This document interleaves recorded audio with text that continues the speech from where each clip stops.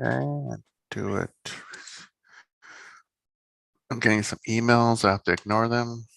Good. Sorry, can't respond. Can't respond. Okay, we've got about a minute. Okay. We made you co-host. Oh, I gotta look for my there you go. All right. You can share your screen at any time. Excellent. I have all, I dislike this this toolbar that keeps getting in the way from Zoom. Oh, the one at the top or did you move it to the bottom? It used to be at the top. Now it's at the bottom. Gotcha. And then what program are you currently in? This is the PowerPoint from our Microsoft Teams account. Gotcha. And I'm trying to figure out where is the stupid slideshow thingy. Right there. Right there. And from the beginning. And we should be at 3:30. Yep, we're at 3:30. So are you ready? Yes. All right. Oops, I forgot.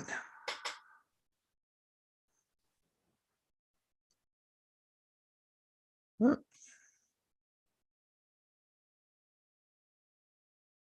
right. So, whoops, sorry about that.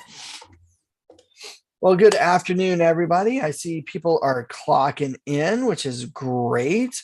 Welcome to our zipForm's Advanced Tools and Tips.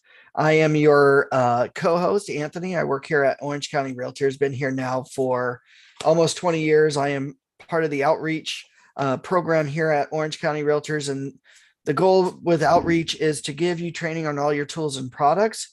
Not only do I and Leo, who is our trainer for today, train on zipForms, which is our big topic today, but I also train on MLS, how to add, modify listings, create CMAs, all the rules and regulations. And of course, Leo and I both love training on technology and tools that are free to you, the member, offered to you by CAR, NAR, and of course, CRMLS and Orange County Realtors. With that said, I would like to introduce my co-host today, Leo Loera. Leo, tell the audience a little bit about who you are. I'm wonderful. Okay. No, but seriously, I've been with the association since 2007. And I started off in membership and progressed from membership over to becoming the super key specialist, which I am today. And I've also added to that repertoire of things I know I'm also doing outreach training with Anthony. And we've, in the past, before the pandemic, we did classes in offices. We also did them at each of our locations in Fountain Valley and Laguna Hills. But for now, since the webinar, since the pandemic, we've been doing it just webinars only. And in the future, we'll try to do some hybrid classes. Will be a mixture of in-person as well as online. So that's what we're trying to put together for you in the next upcoming months. Yes, and speaking of which, seeing how this is an online training, everybody attending today will get a copy of today's webinar, but we do encourage you to ask as many questions as need be. Again, today is all about showing you the advanced tools. So if you were here this morning going over the basics, we showed you how to put together a transaction, how to put together your templates, how to use some of the basic menu choices in a transaction to help make your transaction lives a little bit easier. Then our second class, which just ended about 45 minutes ago, went over digitally signing documents using either one of your platforms, either DocuSign or Digital Ink. So Leo went over from start to finish what you as an agent do, what a signer experiences, and then what you guys get in the end once the documents are completed. But today, what we're going to do is we're going to dive down and show you a lot of the really advanced tools that zipForms has to offer. Some things that you might know about that you've seen, other things you probably weren't even aware of, and hopefully will make your transactional lives a lot easier. So with that said, Leo, take it away. Oh, and I will be monitoring chat and the Q&A. Please feel free to ask your questions in the Q&A section or in the chat box. I'll read them back to Leo, and then Leo will be able to answer them. And again, everybody will get a copy of today's recording. So with that said, take it away, Leo. Okay, great. So we're going to cover just some tips to make life a little bit easier as you use zipForms. Because we've already taught some of the basics of what to know and just to get started within zipForms in the prior two classes, which honestly, we have videos already of those classes from prior classes of those same topics in our education video library. And I can touch on that later, so you can watch it at any time.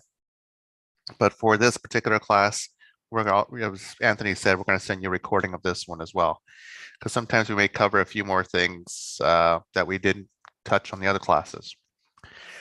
So today's class, we're going to be looking at mutually exclusive checkbox field.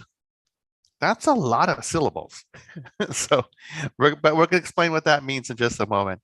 And then auto adding addendum, text overflow addendum, clause manager, creating a listing transaction with RPR. We'll explain what RPR is in just a moment. And then the share function. And then we'll, if we have time, we'll do a lot of questions and answers. So the first topic we're going to touch is if A not B. Ooh, sounds like a logic class from back in college, way back in the day. And the perfect example of A not B would be if it's an all cash offer, then it cannot have loan information. So let's refer page 1 of the RPA and section 3C and 3D. So I'm going to exit out of this altogether, minimize it, get out of my way. Let's go back into zipForms and take a look at it. The wonderful thing about zipForms is, if you didn't know, is that it signs you out quite often if you're not busy. So I took a break for a little bit, and all of a sudden it signed me out. So I'm signing back in. So remember, mutually exclusive checkbox field. If A not B. Okay, so we're going to the transaction which we created last. Now, real quickly, Leo, what do you mean by if not A, not B? Let me show you. No, we just kind of touched on that. If it's a cash offer, then obviously if it's a cash offer, all cash, then it can't have any financial information in there.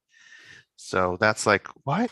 Oh, you mean like loan information? Correct. So if somebody wants to finance the purchase of a property, but they say, oh, it's going to be an all cash offer. Well, that's not an all cash offer if you're going to finance even $1 of that. It's not a all cash offer. Gotcha. So what the mutually exclusive checkbox field means is that you can't select its polar opposite. Yes. A polar opposite of a choice, right? So if you're given a choice, either all cash or a loan, you can only select one of those two, not both. Correct. Gotcha. Lots of things in life are kind of like that. If you're this, you can't be that, kind of thing. Let's see. Moving this out of the way. Okay, let's see. We are on what I'm looking for. Okay, so here we are. This is page 1 of the RPA. How do I know? Oh, I've seen it before. It says right there, RPA page 1 of 16. Even though it's down here, there are other forms prior to that, but this is the first page of the residential purchase agreement. So let's go back in over here. And then this is what I want to point out. So when I click this, you're going to see some things change on the screen. So I'm going to click it. Put it back on. Okay, so in case you missed it, I'm going to go back here and click it one more time. Wow, exciting. Now, what am I changing? When I click all cash offer, all this information down here, loan amount, it's going to be whited out. You're not going to be able to touch it. So once again, I click it, and there we go. Now we can't touch any of those fields. See, you're not going to be able to enter any information. It's not going to recognize it because it's the polar opposite. It's either an all cash offer or it's going to be financed. So that's what we mean. Mutually exclusive checkbox field. Now you're not going to see it in every document within zipForms. There's just a few select forms that you may run into this. So we wanted to make sure that when you see this, you're going to like, what happened? Well, why did these get whitened out? Well, because it's the polar opposite. You can't have loan amounts of any sort if it's an all cash offer. So yeah, that's kind of easy to understand. Okay. And does this also pertain to close of escrow?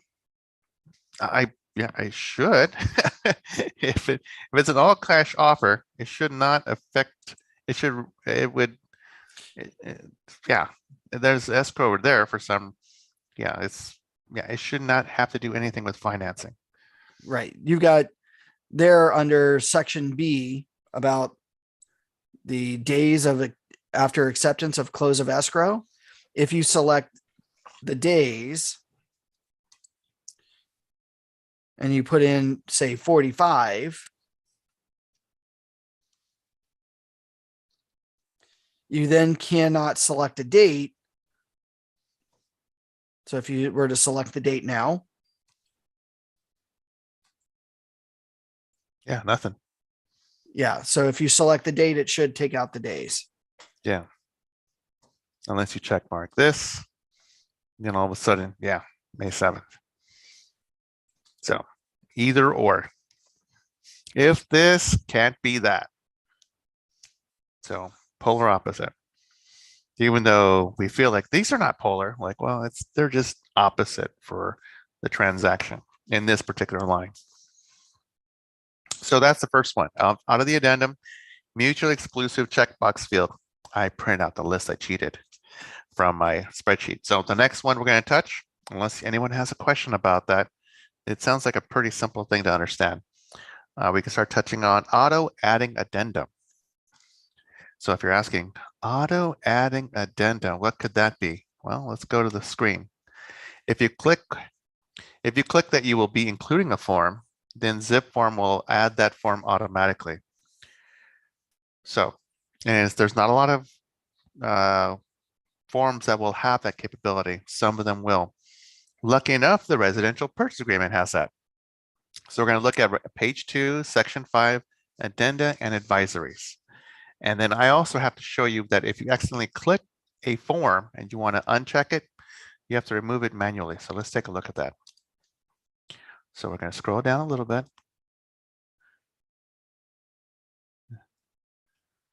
It's a lot of information. So here we getting close.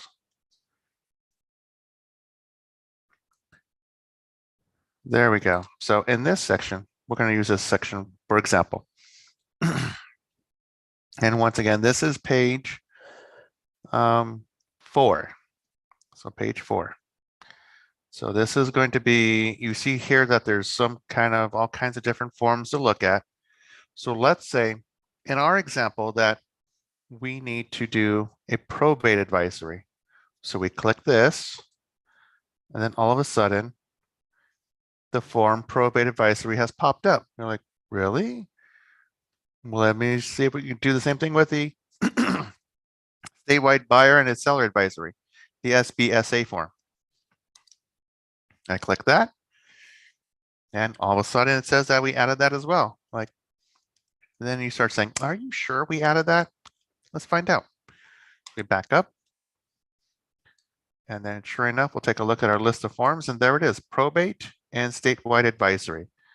Now, if they were added accidentally, you can go first to this is how I do it, how I recommend doing it. You go back to that same form, the residential purchase agreement. You went, oh, I didn't want the probate advisory. Let me take it off. If you click this, it will not remove it.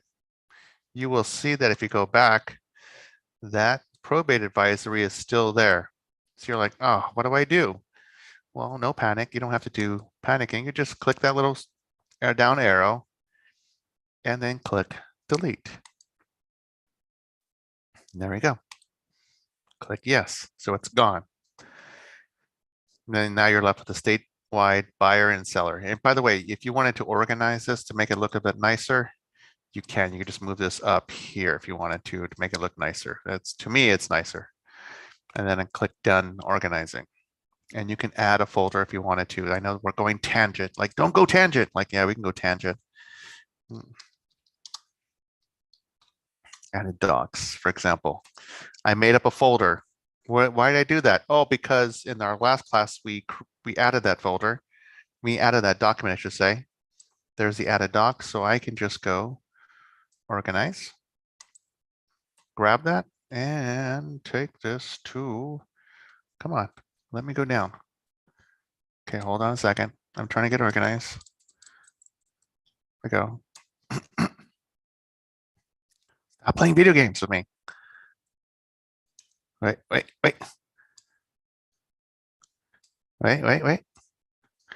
Apparently I can't move it. Okay, fine. I will move it this way. Move it to added docs. Move. That's one way of organizing things. So I know we went tangent. I apologize, but sometimes just things don't look organized. I have to fix it up. It's like a closet. You have to just like go in there and just fix it up, even though you're just looking for a shirt or something. So where were we? So we're looking at auto adding addendum. So you check a box, and once you check the box, it will automatically add the form that you needed regarding that particular form. So that's something that's very nice to deal with. So the next thing we're going to touch on, unless anybody has a question about that. So we learned two things. The mutually exclusive checkbox field, if A, not B, like that's an all cash offer, then it's nothing be financed. This one is automatically adding a form per the document. So have your choice. So this one is text overflow addendum. Text overflow addendum, this will automatically add the addendum when the text is more than the display field. So like in Twitter, we have 140 spaces. It would be nice if in Twitter that it will behave this way, but it kind of doesn't, just creates a new tweet. So getting back to this, the TOA form, text overflow addendum, will be added to the end of the document list. It'll be displayed by contract page and section, and then you can be used in any contract requiring text, and will automatically add more TOA forms if the first page is completely full. So if you've gone through filling out one entire page, it'll automatically add another TOA page so that we can keep on going. Sometimes a description, like maybe agent visual inspection disclosure form, AVID, maybe you get really descriptive and you put down a lot of details that's going to overflow into another TOA form. So let's practice with that same RPA contract. So we go into RPA. Come on. The RPA doesn't like me. Fine, I will be mean to you. I'm going back into RPA, into docs, mints. There you go, RPA. Are we done? Is it organizing this? That's the reason why it's giving me problems. There we go. Organize. Done organizing. Okay. Okay, so there we go. Our residential purchase agreement. Sometimes the computer likes to play games with me. So when we are talking, let's say we go into, let's find an area, additional finance terms. Okay. So I'm going to start with the word start. So that'll be easy to find and keep track of. And let's say buyer will provide milk, cookies, donuts, angel tickets. Okay, I need to keep on typing. There's a lot more. So I'm just going to hit some buttons and just keep on going. Numbers, just make this long. And oh yeah. So it's going to be a long description of what the finance terms are. And it's, as you can, and this is all fictitious, of course. We're not going to get angel tickets. We're not going to bribe anybody. But then at the very end, I'm going to write down, thank you for your time.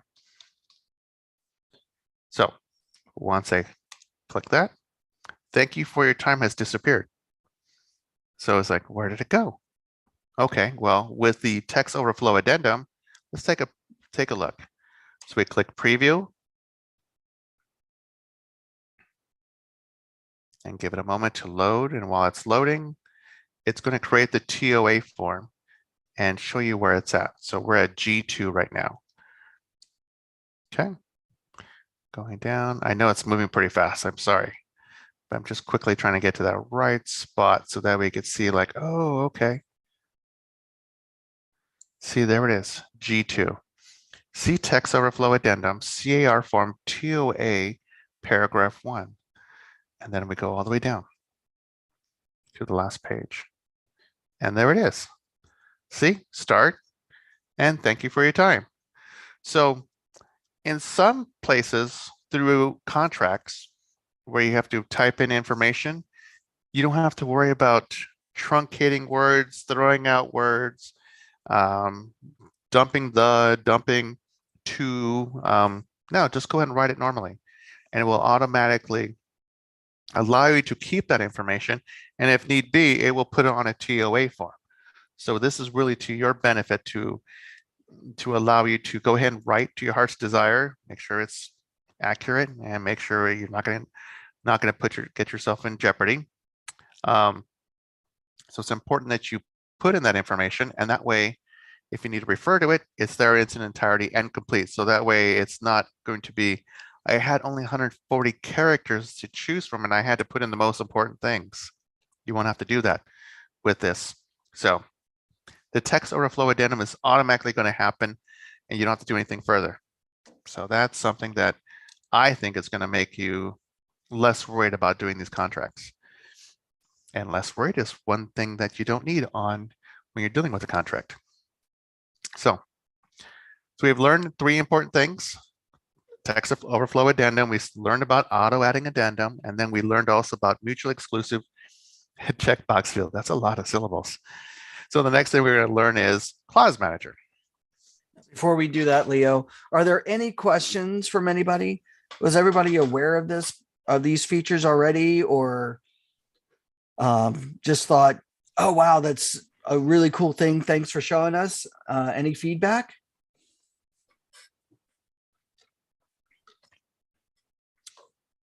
And if it's an extra peace of mind that when you're trying to like do an inspection of yourself, I mean, of the listing site, and you're like, well, what do I put down? Do I put down everything? Yeah, go ahead. Put down as much information as possible, but make sure you don't say, for example, if you see a stain on the ground, you're not going to say it's a water stain because you're not certain if it's a water stain, a chemical stain, what. You'll say it's a stain. You can give description about it, but it's 8 inches by 3 inches. And we see bubbling about 1 inch at its highest point. You can do that. It's fine. But yeah, you don't want to put enough description words on there. They might get in trouble. So with no questions, we're going to move on to clause manager, the 4th thing today. So the clause manager is a clause, in case you're wondering, like, what's a clause? In zipForms, clause is verbiage that may be used for often needed forms or for forms that are rarely used but require special wording, specific wording. So for example, if you do a lot of transactions for people renting, then all of a sudden a client walks up and says, I'm going through a probate situation. Can you take care of me? Sure, money's money. I'll go and take care of you. And then you have a conference with your broker or your mentor, and they say in special certain circumstances in these areas within the contract, you have to have this special wording there. So you're like, okay, I'll make sure I have that special wording there. Rather than storing it once, it's best to put it in a clause manager. So that way in the future, if you ever run into another probate situation, that specific wording will be readily available when you need to use it in that special section of that form. So I'm going to create one and show you what it looks like. Personal clauses are ones created by the user, us. Library clauses are from the broker. We'll only focus on the personal ones. We're going to create a clause, give it a category, clause title, clause wording, and then we'll show you more about the pencil icon as well. So let me go ahead and minimize that. And we're going to look at clauses. So let me get out of this screen. And there we go. So our clauses, when I'm in transactions, I look at transaction tools. And when I click transaction tools, there's the first one, clause manager. So I choose it. I have no clauses right there, library clause. I have no personal clauses as well. That's okay. We're going to create one right now. So we're going to click the plus sign, it says new clause. In this case, we're going to choose a category. If you haven't created categories, you never used it before, you can write one up. So this will be for the buyer. The clause title at time of closing. Sellers, oh no, buyer's responsibility.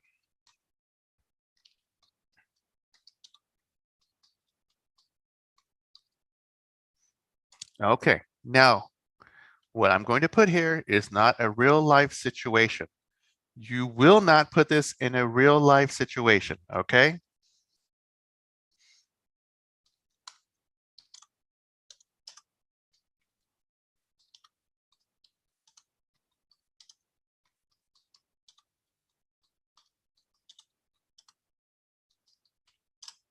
At time of closing, buyer will provide chocolate chip cookies. Chocolate chip cookies. See, this is not a real life scenario. I'm just showing you how to use the software. A lot of you are kind of smiling. Yes, it's kind of funny, but this is just showing you that you can put in specific wording in a certain situation that will be stored. It could be something that's going to be used on a regular basis because we're going to take care of a lot of buyers, or it's going to be something that's going to be stored to take care of a lot of, or going to be used once in a very blue moon. For those who would understand, a blue moon happens once in a long time. So we're going to do another category, seller.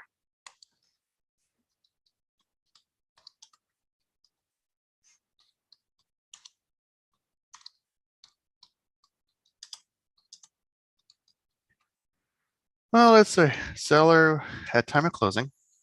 At time of closing, seller will provide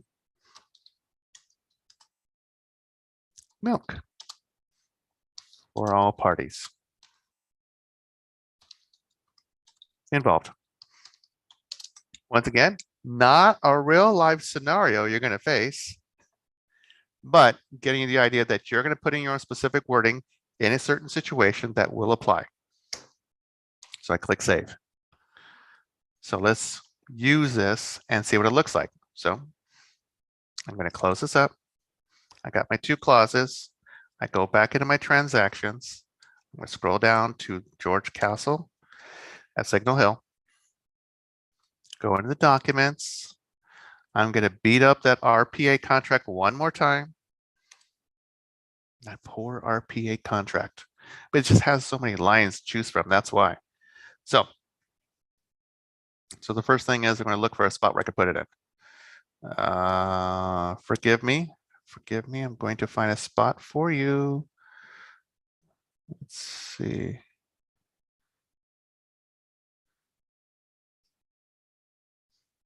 Looking just for a beautiful little spot to put it in. Oh, there we go. Okay, so I'll put it down here. So when I touched this field, it automatically popped up with a pencil. So when I click the pencil, I have the clause manager icon, and then I have these three different choices for lettering. We're going to talk about those in just a moment. So I'm going to choose this. I'm going to choose this particular one. It's the buyer's responsibility. And then I'm going to click that one. See, at time of closing, buyer will provide chocolate chip cookies. And I add another one. So now I can add an additional clause. We go to the seller category. At time of closing, seller will provide milk for all parties. So you see how that it's added all that verbiage into that spot that we're because we were told this has to be included with every transaction in this specific spot. Now going back to this, you're like, well, wait a minute, what about those letters? What was up with those letters? Well, okay, let's do it. So the way it's done now, I have put the capital letter at the beginning of the sentence. I only capitalize the word seller. So it's not an overemphasizing of the statement. If I wanted to emphasize it a little bit more, every single letter, every single word has a capital letter at the beginning of it. That will put more of an emphasis on it.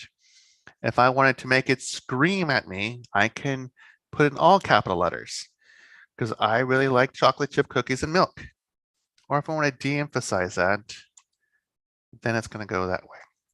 Unfortunately, there is not a way to put it back to the original way that I typed it, where it was the first letter of the sentence was a capital letter. It's either a choice of either all the words have a capital letter at the beginning, all of them are capital letters, or all of them are all lowercase letters. So this clause manager, I strongly recommend that you work with your broker and other individuals to add more clauses, because when the time comes, you're going to need that specific wording. Rather than trying to call someone to find out, oh, what is the right wording, go back and forth with your broker, contact the California Association of Realtors legal hotline for assistance to find the specific wording that's going to take care of you in a given scenario. And usually those times it's like you need to finish the transaction, need to finish the contract ASAP, because everybody's yelling at you to get it done. So putting your time into it first to get it all set up, and that way it'll be smooth sailing after that. So that is, once again, the wonderful clause manager. And that's in transactions under transaction tools, clause manager. And just please use it. The last thing is, actually second to the last thing is creating listing transaction with RPR. So before we go on, any questions of anything that we've touched on so far? I'm not seeing any right now. But this has been really good so far, right, Leo? I think it's great because, the clause manager is such a huge time saver, just hand in hand with the template. The template, you create this template of these different forms that you're going to use in a given situation over and over again. Just click template, auto populates it into the transaction. And then the clause manager is there in case you need to auto populate this one section that has special verbiage, rather than keep typing all the time. Which is also really great for when the broker advises you what you should say on certain forms, then it just helps out with that. Yes. Yes. You don't want to be that agent that says, oh, I'm calling you again. I know I talked to you 2 months ago about this, but I need help with this again. It's just better just to create. It's best that you create a clause manager. So you have it there and you can use it anytime, whether it's next week, next month, 5 years from now, it's there. Okay, so next thing is RPR. Now let's take a roll. Let's see, raised hands. How many people have used RPR? And for those who don't know, it's okay. I'm going to tell you what RPR is in a moment. Anybody? I see one hand. Anybody else? Doesn't look like it, Leo. It's okay, What because does RPR stand for? Real people read. No, it doesn't. Realtors Property Resource. Now, for those of you who are like, I never heard of RPR, that's okay. Now, you've probably like, I've seen RPR before. It's over here in transactions, but I know I've seen that symbol before. Where have I seen it? You've seen it every time you log into MLS. When you log into MLS, it's right there. You're like, oh. So when you log into MLS the first time, rather than going to Matrix, click that. I want you to link up your RPR account with your CRMLS account. No, So that what way, does RPR? What is RPR? Like, what is it I'm basically? I'm glad you asked, Anthony. Let me log in, because what you will see is um, that you can be able to pull in information on properties, not only just locally, but nationwide. You can pull in tax information, loan information if it's available, school information. You can get comps and estimated values of the home. It's a great tool. It will add to already the tools that you're using already to do in case you need to do a really dynamic presentation working with your upcoming client. So for me, I've already linked up my RPR account with CRMLS and then also used it with zipForms. So there we are. There's me.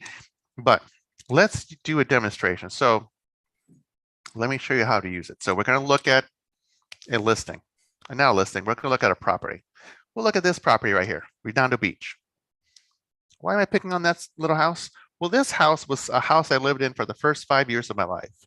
This house was purchased by my parents for $17,000. It was a long time ago. And then they sold it. They sold it, I believe, in 1978. And I'll show you. So this modest wooden structure, which was created in the 1930s, is right here, hidden behind this one big bush tree. And it's in a nice neighborhood. It really is. To give you more information about it, it's now no longer $17,000 value. It's almost $1.4 million. Yeah, $1.4 million home. Anyways, 5 bedroom, 1 bath, 1,048 square feet on a 7,500 square lot. And it's up on a hill because the street itself is on Hill Lane. So yeah, rocket science, you can figure that out. And you could see the Goodyear blimp go by. It was awesome. I loved it as a kid.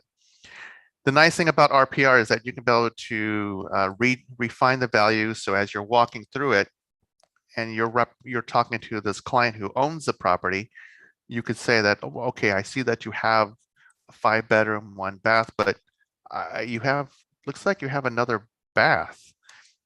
So we can put that in there. And now let's say the living square foot is now it's 1,100 square feet. Okay, good. So, and then you click save. Now this information, it saves it. And as you see, it was built in 1936. As you see that the value has changed. Now let me just go ahead and refine the value. And it's only going to affect it here. So you see that the changes we made increased the value of the home by almost $76,000. So the original guesstimate of 1.378, you can effectively sell it without doing anything else as 1.45 million or more. In this market, probably 1.6. That's just my guess because I love this house. But anyways, that's my biased opinion. What else can I find with it? Before I talked about linking it with Lone Wolf zipForm edition, let me show you something else.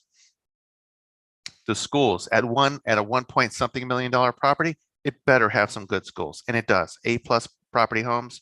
It gives you some information about the estimated values of the property in Redondo Beach. Go further down, walkability, not so much. It's a neighborhood.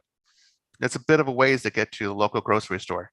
So the walkability, not so great, but it's nice. It's close to a school. So that's a nice perk to it. Information about the lot size of the property, 7,500 square feet. Building quality, it's a wooden structure. It's not the greatest, but it did flex quite a bit during the earthquake, so it was fine. It gives you information about the flood zone, owner information, APN number. Oh yes, so this is the APN number. If you're doing a new listing contract, you're going to need that APN number, the parcel number right there, the zoning information, etc. So rather than copy and paste when you go back and forth between other resources and into zipForms, this will automatically populate it for you. Tax information, mortgage information, etc. So how do we create a transaction with RPR? This button right over here. So if I click it, and then I can either add it to an existing contract, which I'm not because it's a totally different client. I can be able to start a new zipForm transaction because my other transactions were representing, for the most part, purchases, buyers, except for Alex. I'm going to start a new transaction. I have to choose a listing agreement and click OK. Not a listing agreement, but listing. It's created. So now I go to zipForms. And we just wait a moment, let it wait. If it takes a long time, then you can click the link if you wish.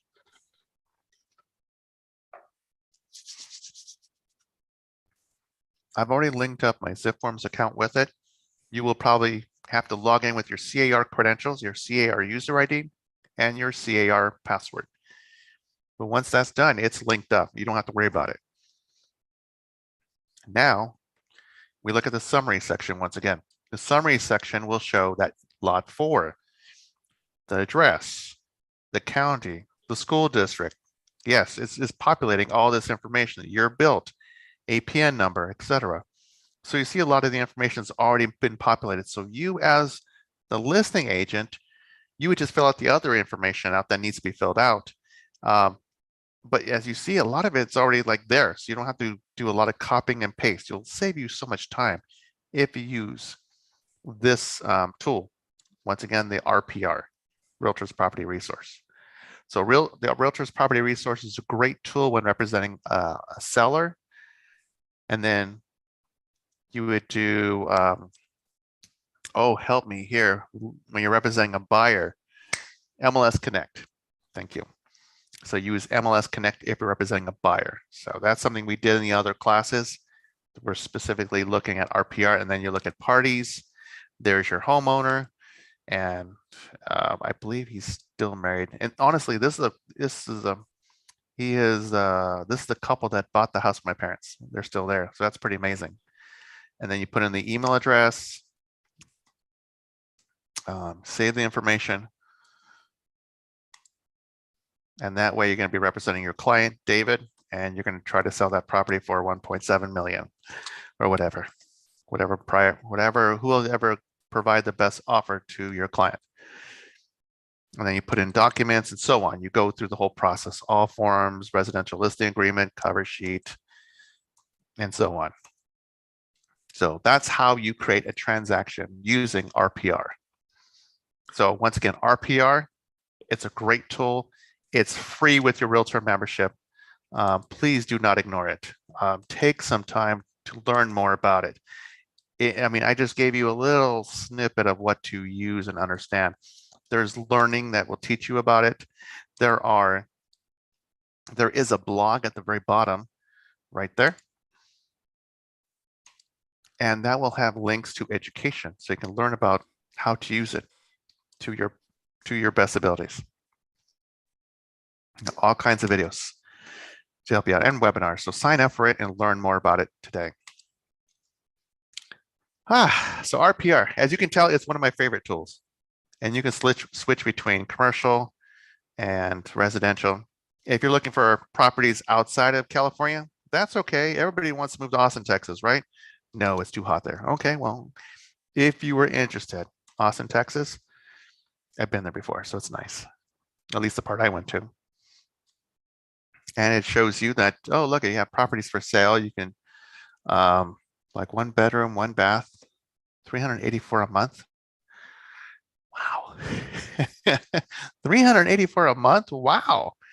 Okay. You can't get that here. But you can also just, use filters and take a look at, instead of looking at, get rid of pending, get rid of active under contract, get rid of co-ops, get rid of condos, just look at single homes for sale.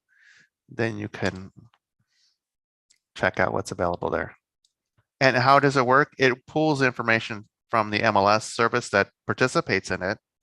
Not every MLS service nationwide does use this, but this particular area does. So you can look at properties and see what's available in that area in case you have a client that's thinking about moving to Austin, Texas, or somewhere else. Sometimes you won't be able to pull the information. There won't be any houses available in a certain area because there's no MLS data from that area that participates with an RPR.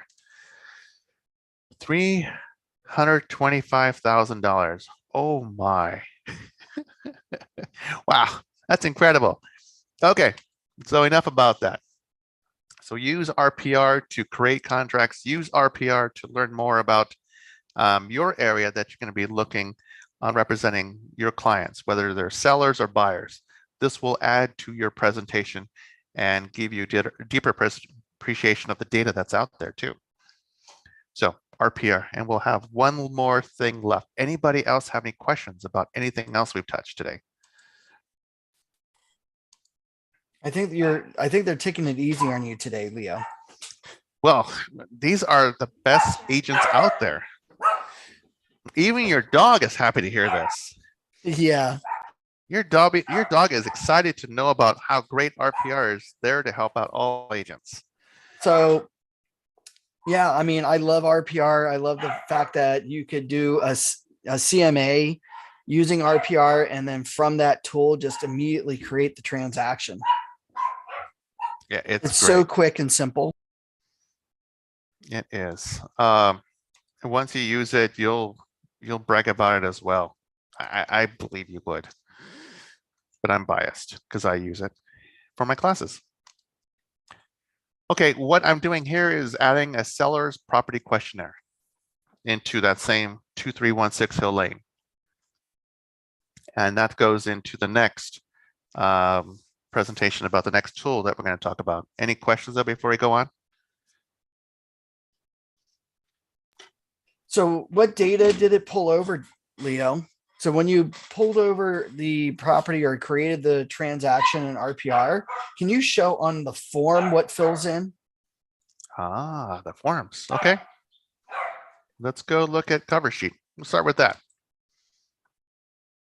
The cover sheet is something that we recommend using because it auto-populates into everything. And we'll start with the buyer. There's no buyer. We're representing the seller. There's the seller's information, contact information. You could fill this out at the phone number of the client. See, county, that would be Los Angeles. And say their phone number is, oh no, cell phone number, 714-555. Oops, that's not it. What happened? Hey, get over there. 714-555-1212. Now, real quickly, Monica asks, how is the CMA and RPR different from the CMA from MLS? Number one, I will tell you just from personal experience, Monica, that the Matrix's CMA is nice, but it's not very, it's analytical. But if you do have an analytical client, I will tell you that the RPR reports themselves are highly detailed. They will actually dive into numbers that will astonish you. The reports are gorgeous. The details on each and every property that you're choosing for your comps using RPR is amazing. And there are things that you can do in RPR, like refine the price. So you could take into consideration a client's modifications to the home, like maybe they updated the kitchen or, painted the walls or things like that. And that will auto adjust the estimated pricing, which is really great. Or you can refine the value based on things that need to be done to the home. So in a way, you could be the devil's advocate for a buyer going, well, if I was representing a buyer, this is what I know a buyer would look like or would look at first and foremost. So they're not going to pay top dollar for a property when they have to fix it up. So there's a lot of really cool choices. Not to mention RPR is really good for those moments where there isn't a lot of MLS data to choose from. Maybe you've had some for sale by owners or not a lot of activity in the neighborhood. So it's hard to pull an MLS CMA together when you don't have a lot of data. Whereas RPR, not only are you looking at MLS data, but you're also looking at tax data information. So even if the property was sold outside of the MLS, you're going to be able to use that data from RPR. I hope that helps. And honestly, when you use RPR, you can create your own reports for properties that you used to live at locally.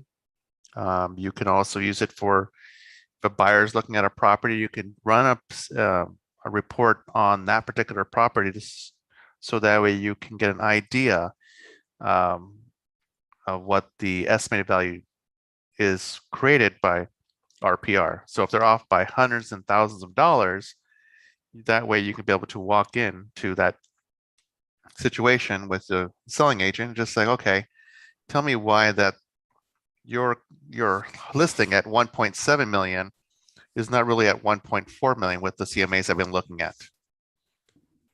So yeah. then they'll. And do we recommend any one over the other? No, it's choice. You know, something that CRMLS prides themselves on is giving you choice. So RPR is just one of 4 possible ways of making a CMA to sit down with a potential seller. You can make a CMA using RPR. You can make a CMA using realist tax records. You can use use the matrix's CMA, or you can use the cloud CMA program to make a CMA. So you've got some choices. Each one has its own little benefit, but I definitely like RPR just because of how detailed things are. And Leo and I are pretty analytical people. So, Leo loves seeing numbers all day long. He likes debating numbers all day long. So if he was a client or a potential client of mine, I would probably run an RPR CMA to appease his need to look at numbers. Awesome. Does that help, Leo? That does. And I strongly recommend that you go ahead and just use it. Just go ahead and practice with it. Practice with it. Look at other properties. Look at properties that your dream property it's on your to-do list. So yeah, look at those properties. All right. So let's go back to zipForms. And in case you're like wondering, oh, where does the information populate? It populated here. And we can also look, this is a cover sheet. And if we're looking now at the RPA, you'll see that it populated also. In sections of the RPA, we saw a section where there's a signature, another signature field. That's the person's name, the address. And then also there's another information there where the listing's at, the APN number once again, so no longer copying and pasting. It's there. It's automatically populated in those fields. So it's a time saver. Take advantage of these time savers, please. You don't want to waste your time. Copy, paste. Definitely agree to that. Yeah. Monica also asks, would you please show where you go to watch the webinar on your class today again? I missed the first one and the second one. Would you like to? Yeah, we can show you where to go on our website for that. So we'll go to ocrealtors.org. Under the drop-down menu of education, you're going to see a video library. Go ahead and click the video library. And down here is a video that doesn't exist. No, don't do it. Okay, but our videos, this is the key service, this is zipForms, this is MLS. So if you were to click the playlist for zipForms, it will pull up the videos that we created. So last hour was digital signatures. Prior to that was the intro. And prior class before that was digital signatures. If you want to just to get a rundown of the advanced tools and tips that we talked about last time, it's there. We have a lot of videos here that you can take a look at. We've created them over time, but we're putting up, looks like only 1, 2, 3, 6, only 6 videos so far. We must have got rid of the other ones. It's okay. But these 6 will help you understand how to use zipForms to your benefit. Try to save time and understand some of the tools that we are sharing with you. We can't cover everything because that would be hours and hours of video. So we try to do it within an hour. Sometimes we run a little bit longer, hour and 13 minutes right there. Anthony's video. Sorry, Anthony. That's And then okay. I'm also recording this, and it is also live on my YouTube channel as well. yes. And there's also a video of when I was dressed up like a pumpkin, I guess. Looks like I was wearing an orange shirt. Oh, how embarrassing. But anyways, so there's our videos there on our website. And Anthony touched on the YouTube channel. So by all means, you can take a look at it and go into, type in his name. Now, Leo, before you end today, I think you were also supposed to show the share button. I am, because I like to share with people. And then if you see that we are live, so if you had gone back, there is one that's currently live, which is this class. But yeah, it is there. Excellent. There we are. Okay. So we have, those are the resources there for you for either our website or Anthony's website to be able to watch the videos. And you'll also get a copy of this sent to you of this specific class that we shared with you. Okay. So sharing is caring. It looks like we're doing really well on time. We're at 4:25 p.m. and we only have one thing left. Wow. Looks like all of you get to cut out a little bit early and have a great rest of the day. So let's look at sharing. So we're back in transactions and we're going to share. We're going to work on that same one that says the 2316 Hill Lane that we just touched on just a moment ago. And we're going to work on this one particular contract. We're going to work on the SPQ, the Seller's Property Questionnaire. We're going to share it back and forth with our client, David. So I'm going to click this icon that says share. Now, where else do you see share? Oh, right there. Why did they put it there and there? I don't know, but they did. So this is where you would click either click to share. So you're going to share the document with David because the purpose of it is the seller's property questionnaire has to be completed by David.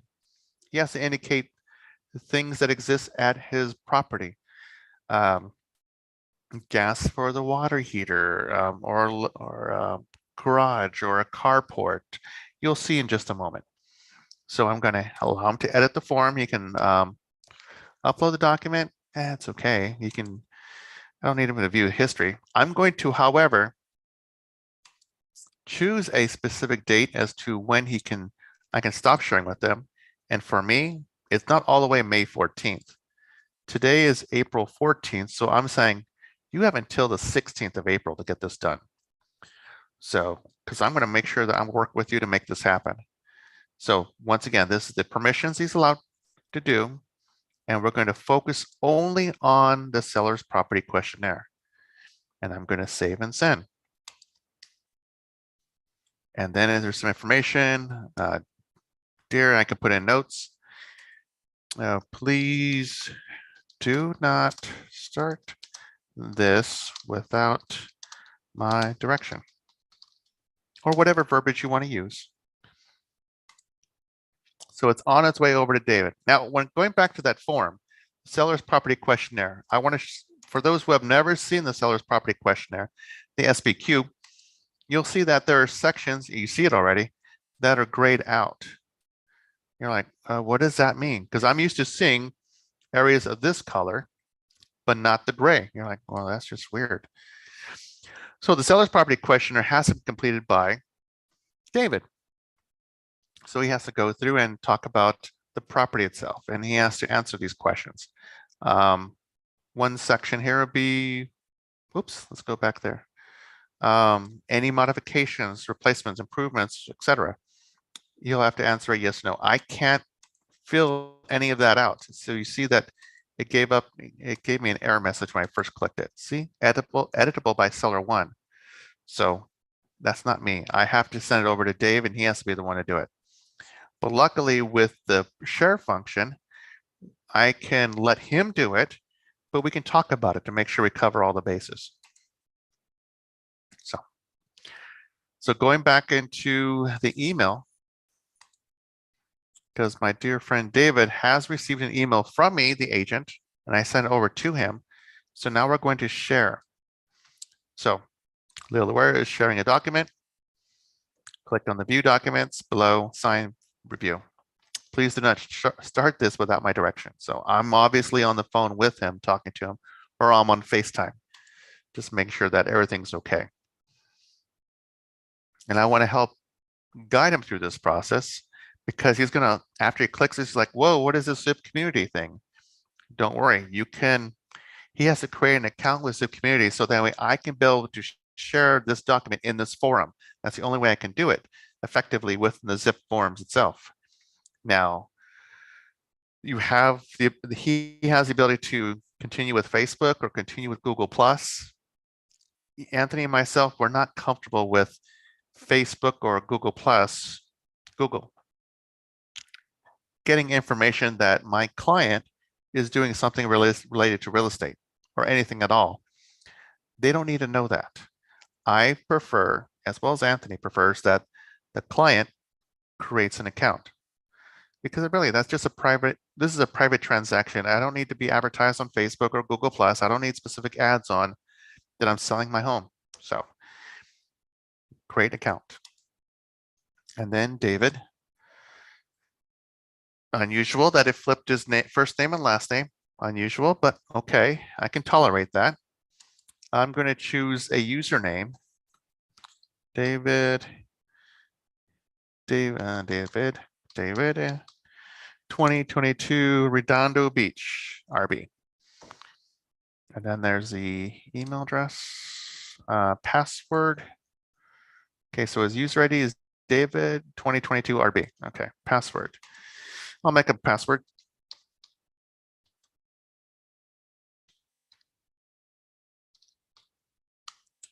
And please stand by. Let me try this again.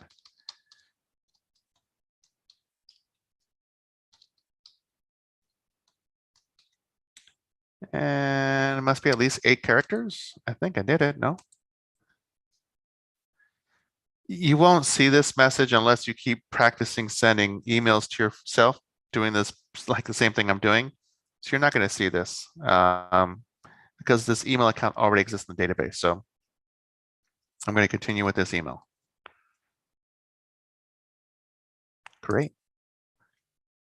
Okay. So now my client, David, can be able to take advantage of this in the future. He has to read the terms and conditions. It's kind of hard to read, but he'll have to go through it and he has to agree to the terms and conditions before we can go on. So he can read it. I would encourage you to print this out so that way you have it, a hard copy present, so that way you can go over this with him in case David has a question about page 2, section E or something. So he's read it. He's okay with it. He's comfortable with it. He has a computer. This is not a problem for him. So he's going to click the first one and click continue. Okay, so this is his account. This is Zip Community account. He sees his agent right there. What he's looking for is documents. And sure enough, there is a document. The seller's property questionnaire that I, the agent, has shared with David. So David's opening it up and I'm telling David about this. And David's like, whoa, what's with this purple section? David, don't worry about it. This is a section I've completed. This is my responsibility to complete. Your focus on this would not be the purple section, but the light blue section. So for example, reports, disclosures, inspections, disclosures, warranties, maintenance, recommendation, etc. in section 5. Providing you can say no if this is true. So he would have to answer these questions. It's his responsibility to answer these questions. You can discuss it with him to make sure that it's complete. So you can view this at the same time that correction. You could discuss it with him. You can't actually see him clicking this, but when he's updating it, you can refresh your end and you can be able to see that he's updated. So for example, Section 6, within the last 3 years, the death of an occupant upon the property? No. Methamphetamines? No. Release of an illegal substance on the property? No. No, it's a non-industrial zone. Nuisance? No. 1 mile former? No. Okay, no. And insurance claims affecting the property? No. Matters is affecting the title? No. Which, no. Plumbing? Let's say yes. Explanation, we can just like copper piping leaks from backside. Okay. Okay, I'm going to stop right here and I'm going to hit save. So Dave is saving this information. So you get the idea that Dave has already completed some information here. So I said, Dave, that's great. Thank you for doing so. Now let me refresh my side to see what you see. So I'm going to refresh it. Go back in. Go to documents. I don't like that annoying window. Documents. Go to the seller's property questionnaire. And then I will scroll up and see, oh yeah, look it. He's completed some sections here. Oh yes, okay, good. So if there was a discrepancy, we can address it now. It's like, oh, okay. You got copper piping, leaks from the backside. What about from the front side of the house? Oh yeah, let me add that in there. So Dave can also add that in there as well. From backside and from front side. Dave's finished. He hit save. Good. And David tells the agent, I've saved it. I've finished it. Okay, great. Let me refresh my side. Let me go back in. There we go. Copper piping leaks from the backside and from front side. There you go. I should have just said front side, but so you get the idea how to use the software now. So you're going to be sharing this document. This is an ideal situation to work with your client. Another scenario that you can use is that if you're the new agent, you can work with a mentor and use this same share function with the mentor and share that and just like, I need you to take a look at this document that I'm going to send out to my client. I want you to make sure that I've done everything correctly. That can be done. Or whether the mentor is the broker, you can do the same thing. That's fine. Or if you're the mentor or you're the broker, you have the ability to use this to be able to share this with your agents. So that way you could show the agents, this is the way I want you to complete this particular document. So, and this is the way you would do it because I want you to do it. I want you to act like my client. So that way, when you start working out there, working with clients, you understand what they're going through when they have to fill out the SPQ form. Any questions about this? That was amazing, Leo. That share function is quite an amazing tool. It's great. You can also use it for uploading your own document into the transaction and share that particular document with whomever needs that information. It's not just for zipForm documents only. It can be used for any document that you upload in the transaction. You can edit PDF files? No, you can share it. You can share it and you can be able to see it. Gotcha. So that way they're like, oh, wow, okay, that's a.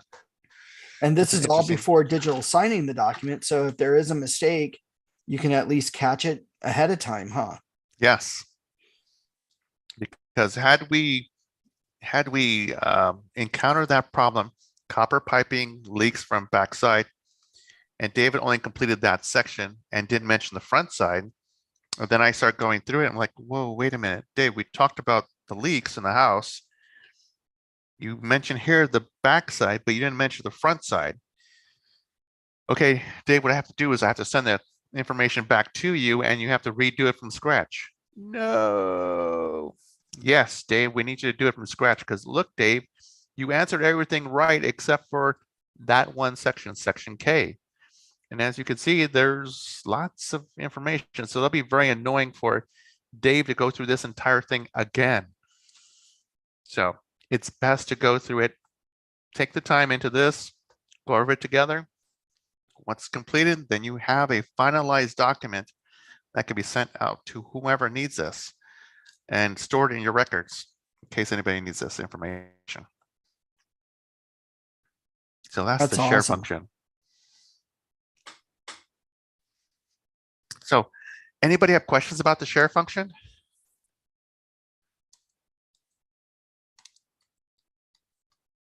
I think it's a great function. When I heard about it, I'm like, wow, that's great. That's just, you could share stuff. I had no idea. I thought I was still stuck on emailing and all that. So far, we haven't had any questions. Okay, so we have this class up until 5 p.m. Anybody have any other questions that you want to go, or you want, if you wish, we can cut out early, because we can address any questions that you may have. And while you're trying to formulate a question, one thing I do want to point out is, if this is the first time you're using zipForms, or you're going to be using zipForms soon for the first time, all of us that uses zipForms, we all have to renew your license, quote unquote license, to use zipForms in the month of March. So in the month of March, you'll receive a request from zipForms to renew the license, and you'll see it's in the shop and it'll be costing $0. So don't be alarmed by that. Every year we have to go through that. Even staff members have to go through that too. So we have to renew the license every year. So when you have an active realtor membership, you have the ability to use your zipForms year after year. And the documents that you create within zipForms will last you for, will stay here for 7 years. And you're encouraged to store it here. You have other ways of storing the documents elsewhere as well, if you wish.